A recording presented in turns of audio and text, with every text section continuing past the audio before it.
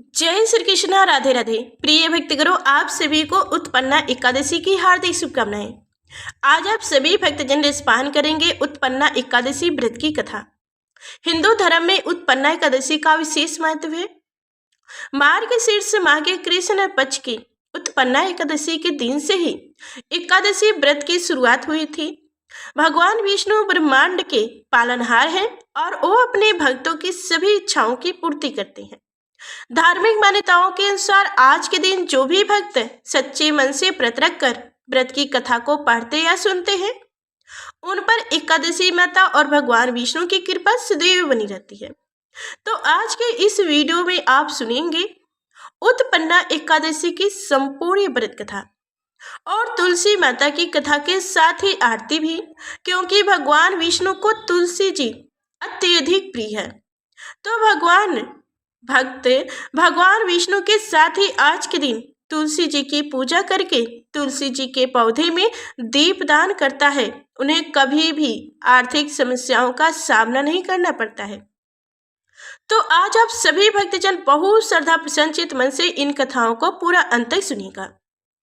और हाँ, एक आप सभी भक्तजनों से अनुरोध है कि अगर हमारी चैनल पे आप नए हैं तो लाइक कर चैनल को सब्सक्राइब कीजिएगा और हो सके तो इस कथा को शेयर कीजिएगा और कमेंट बॉक्स में प्यारा सा कमेंट कर दीजिएगा।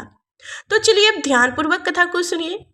धर्मराज युधिष्ठिर कहने लगे कि हे भगवान, मैंने कार्तिक शुक्ल एकादशी अर्थात प्रबोधिनी एकादशी का विस्तार वर्णन सुना। अब आप कृपा करके मुझे मार्गशीर्ष माह के कृष्ण पक्ष की एकादशी के विषय में भी बतलाइए। इस एकादशी का क्या नाम है तथा इसके व्रत का क्या विधान है, इसकी विधि क्या है, इसका व्रत करने से किस फल की प्राप्ति होती है, कृपया यह सब विधि पूर्वक कहिए। भगवान श्री कृष्ण ने बोले, मार्गशीर्ष माह के कृष्ण पक्ष में आने वाली इस एकादशी को उत्पन्ना एकादशी कहा जाता है। यह व्रत शंखों द्वारा तीर्थों में स्नान करके भगवान के दर्शन करने से जो फल प्राप्त होता है उसके बराबर पुण्य मिलता है। व्रत करने वाले भक्त को चोर, पाखंडी, पर स्त्रीगामी, निंदक, मिथ्याभाषी तथा किसी भी प्रकार के पापी से बात नहीं करना चाहिए। इसका महात्म्य मैं तुमसे कहता हूँ, ध्यानपूर्वक सुनो। युधिष्ठिर कहने लगे कि हे भगवान, आपने हजारों यज्ञ और लाखों गौदान का भी एकादशी व्रत के बराबर नहीं बताया। सो यह तीर्थ तिथि सब तीर्थों से उत्तम कैसे हुआ, बताइए। भगवान कहने लगे, हे युधिष्ठिर, सतयुग में मुर नाम का दैत्य उत्पन्न हुआ। वह बड़ा बलवान और भयानक था। उस प्रचंड दैत्य ने इंद्र आदि, वसु, आयु, अग्नि आदि सभी देवताओं को पराजित करके भगा दिया। तब इंद्र सहित सभी देवताओं ने भयभीत होकर भगवान शिव से सारा वृत्तांत कहा और बोले, हे कैलाशपति, मूर दैत्यों से भयभीत होकर हम सब देवता मृत लोक में फिर रहे हैं। तब भगवान शिव ने कहा, हे देवताओं, तीनों लोकों के स्वामी, भक्तों के दुखों का नाश करने वाले भगवान विष्णु की शरण में जाओ, वो ही तुम्हारे दुखों को दूर कर सकती हैं। शिव जी के ऐसे वचन सुनकर सभी देवता क्षीर सागर में पहुंचे। वहां भगवान को शयन करते देख हाथ जोड़कर उनकी स्तुति करने लगे कि हे देवताओं के द्वारा स्तुति करने योग्य प्रभु, आपको बारंबार नमस्कार है। देवताओं की रक्षा करने वाले मधुर सुंदर, आपको नमस्कार है, आप हमारी रक्षा करें। दैत्यों से भयभीत होकर हम सब आपकी शरण में आए हैं। आप इस संसार के कर्ता, माता पिता, उत्पन्न और पालन करता और संहार करने वाले हैं। सबको शांति प्रदान करने वाले हैं। आकाश और पाताल भी आप ही हैं। सबके पितामह ब्रह्मा, सूर्य, चंद्र, अग्नि, सामग्री, होम, आहुति, मंत्र, तंत्र, जप, यजमान, यज्ञ, कर्म, कर्ता, भोक्ता भी आप ही हैं। आप सर्व व्यापक हैं। आपके सिवा तीनों लोक में चर तथा अचर कुछ भी नहीं है। हे भगवान, दैत्यों ने हमको जीत कर स्वर्ग से भ्रष्ट कर दिया है और हम सब देवता इधर उधर भागे भागे फिर रहे हैं। आप उन दैत्यों से हम सबकी रक्षा करें। इंद्र के ऐसे वचन सुनकर भगवान विष्णु कहने लगे, हे इंद्र, ऐसा मायावी दैत्य कौन है जिसने सब देवताओं को जीत लिया है? उनका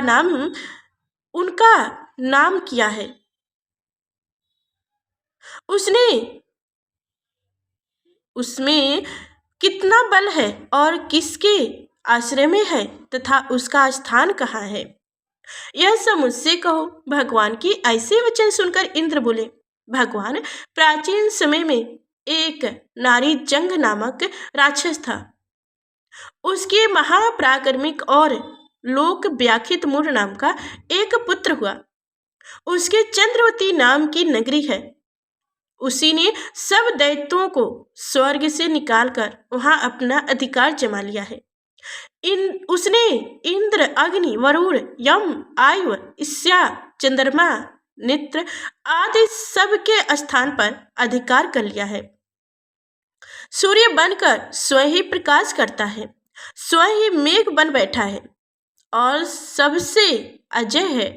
हे असुर निकंदन, उस दुष्ट को मारकर देवताओं को अजय बनाएगी। यह वचन सुनकर भगवान ने कहा, हे देवताओं, मैं शीघ्र ही उसका संहार करूंगा।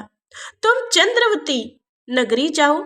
इस प्रकार कहकर भगवान सहित सभी देवताओं ने चंद्रवती नगरी की ओर प्रस्थान किए। उसमें जब दैत्य मूर सेना सहित युद्ध भूमि में गरज रहा था, उसकी भयानक गर्जन सुनकर सभी देवता भय के मारे चारों दिशाओं में भागने लगे। जब स्वयं भगवान रणभूमि में आए तो दैत्य उन पर भी अस्त्र शस्त्र आयुध लेकर दौड़े। भगवान ने उन्हें सर्प के समान अपने वारों से बिंध डाला। बहुत से दैत्य मारे गए, केवल मूर बचा रहा। यह अविचल भाव से भगवान के साथ युद्ध करता रहा। भगवान जो भी तिरछे बार चलाते वह उसके लिए पुष्प सिद्ध होता। उसका शरीर छिन्न भिन्न हो गया, किंतु वह लगातार युद्ध करता रहा। दोनों के बीच मल युद्ध भी हुआ। 10,000 वर्ष तक उनका युद्ध चलता रहा, किंतु मूर नहीं हारा। थक कर भगवान बद्रिका आश्रम चले गए। वहां हेमवती नामक सुंदर गुफा थी। उसमें विश्राम करने के लिए भगवान उनके अंदर प्रवेश कर गए। यह गुफा 12 योजना लंबी थी और उसका एक ही द्वार था। विष्णु भगवान वहां युग निद्रा की गोद में सो गए।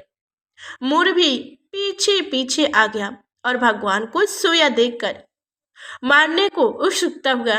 तभी भगवान के शरीर से उज्जवल कांतिमय रूप वाली देवी प्रकट हुई। देवी ने राक्षस मूर को ललकारा, युद्ध किया और उसे तत्काल मौत के घाट उतार दिया।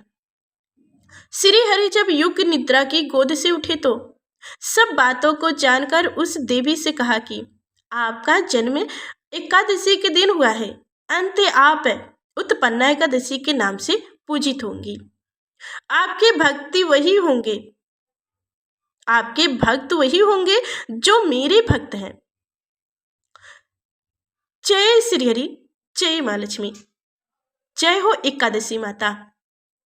तो प्रिय भक्तगणों, अब सुनेंगे तुलसी माता की कथा।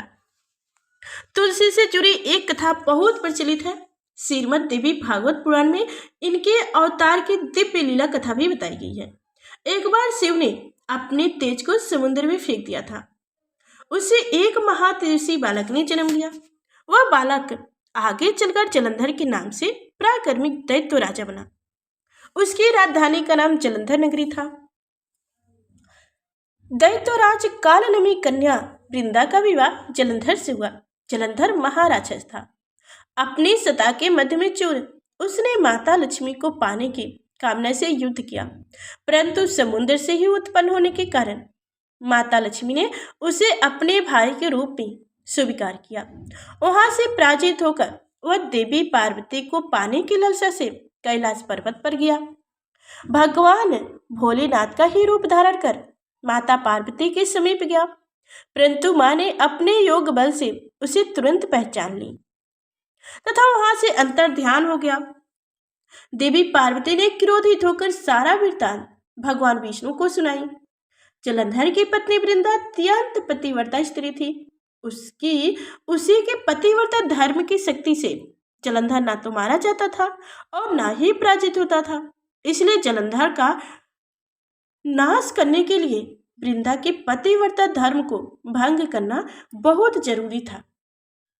इसी कारण भगवान विष्णु ऋषि का वेश धारण कर वन में जा पहुंचे, जहां वृंदा अकेली भ्रमण कर रही थी। भगवान के साथ 2 मियावी राक्षस भी थे, जिन्हें देखकर वृंदा भयभीत हो गई। ऋषि ने वृंदा के सामने पल में दोनों को भस्म कर दिया। उनकी शक्ति देखकर वृंदा ने कैलाश पर्वत पर महादेव के साथ युद्ध कर रहे अपने पति जलंधर के बारे में पूछा। ऋषि ने अपने माया जाल से 2 बानर प्रकट किया। एक बानर के हाथ में जलंधर का सिर था तथा दूसरे के हाथ में धड़। अपने पति की यह दशा देखकर वृंदा मूर्छित होकर गिर पड़ी। होश में आने पर उन्होंने ऋषि रूपी भगवान से विनती की कि वह उनके पति को जीवित करें। भगवान ने अपनी माया से पुनः जलंधर का सिर धड़ से जोड़ दिया, परंतु स्वयं भी वह उसी शरीर में प्रवेश कर गया। वृंदा को इस छल का जरा भी आभास नहीं हुआ। जलंधर बने भगवान के साथ वृंदा पतिव्रता का व्यवहार करने लगी, जिससे उनका सतीत्व भंग हो गया। ऐसा होते ही वृंदा का पति जलंधर युद्ध में हार गया। इस सारी लीला का जब वृंदा को पता चला तो उसने क्रोधित होकर भगवान विष्णु को शिला होने का श्राप दे दिया। तब स्वयं सती हो गई। जहां वृंदा भस्म हुई वहां तुलसी का पौधा उगा। भगवान विष्णु ने वृंदा से कहा, हे वृंदा, तुम अपनी सतीत्व के कारण मुझे लक्ष्मी से भी अधिक प्रिय हो गई हो। अब तुम लक्ष्मी के यानी कि तुलसी के रूप में सदा मेरे साथ रहोगी। जो भी मनुष्य मेरे शालिग्राम के साथ तुलसी का विवाह करेगा उसे इस लोक और परलोक में विपुल यश प्राप्त होगा। जिस घर में तुलसी होती है वहां यम के दूत भी असमय नहीं जा सकते। गंगा एवं नर्मदा के जल में स्नान तथा तुलसी का पूजन बराबर माना जाता है, चाहे मानुष कितना भी पापी क्यों न हो। मृत्यु के समय जिनकी प्राण मंजरी रहित तुलसी और गंगा जल मुख में रखकर निकल जाते हैं वह पापों से मुक्त होकर वैकुंठ धाम को प्राप्त होती है। जो मानुष तुलसी आंवले की छांव में अपने पितरों का श्रद्धा करते हैं उनके पितृ मोक्ष को प्राप्त हो जाते हैं। जय मां तुलसी, जय श्री हरि। तो प्रिय भक्तगणों, उम्मीद करती हूँ कि आपको आज की कथाएं पसंद आई होगी। तो लाइक कर चैनल को सब्सक्राइब कीजिएगा। फिर मिलते हैं अगले नेक्स्ट वीडियो में, तब तक के लिए धन्यवाद। और हाँ, एकादशी व्रत कथा मतलब जैसे कि 11 माता की कथा भी सुनिएगा, वो भी सुनाई जाएगी।